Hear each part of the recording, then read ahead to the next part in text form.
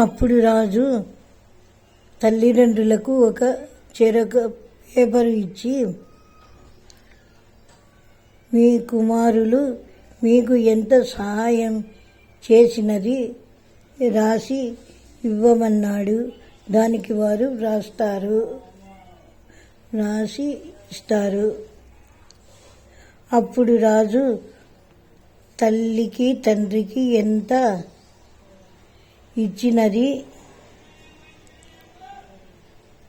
ముగ్గురికి రాసివ్వమని చెప్పాడు. పెద్దవాడు మొత్తము డబ్బును తల్లిదండ్రులకు ఇచ్చానని రాస్తాడు. రెండవవాడు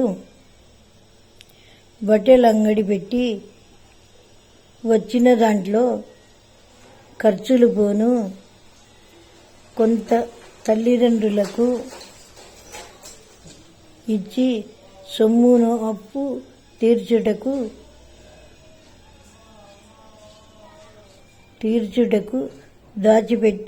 పెట్టినానని. ఇక మూడవవాడు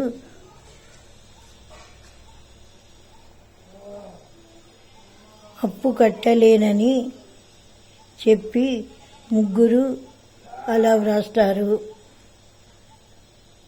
ఆ ముగ్గురు వ్రాసినవి రాజు పరిశీలించి,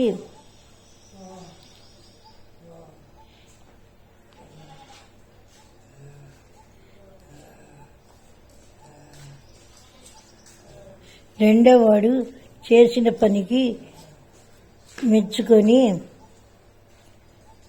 వాడి ఆలోచనలకు సంతోషించి 5 లక్షలు ఇవ్వనవసరం లేదు అని చెప్పి, మూడవవాడు డబ్బులు త్రాగి దుర్వినియోగం చేసినందుకు కఠినంగా శిక్షిస్తానని అంటాడు. అప్పుడు రెండవవాడు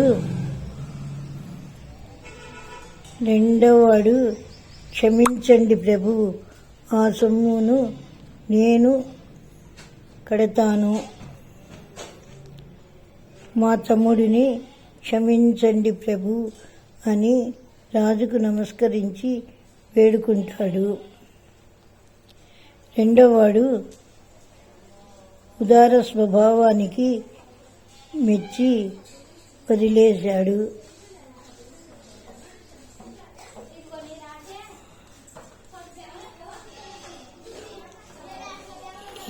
ఇంకొకసారి డబ్బులు దుర్వినియోగం చేస్తే శిక్ష తప్పదు అని చెప్తాడు.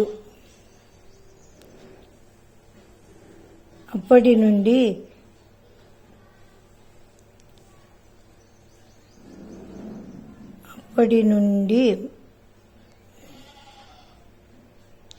మూడవవాడు కూడా అన్నీ మానుకొని అందరూ సుఖంగా ఉంటారు. శుభం. రచయిత గోరంట్ల లక్ష్మీకళ. ఈ కథ వల్ల మీరు తెలుసుకున్న నీతిని కామెంట్ రూపంలో తెలియచేయండి.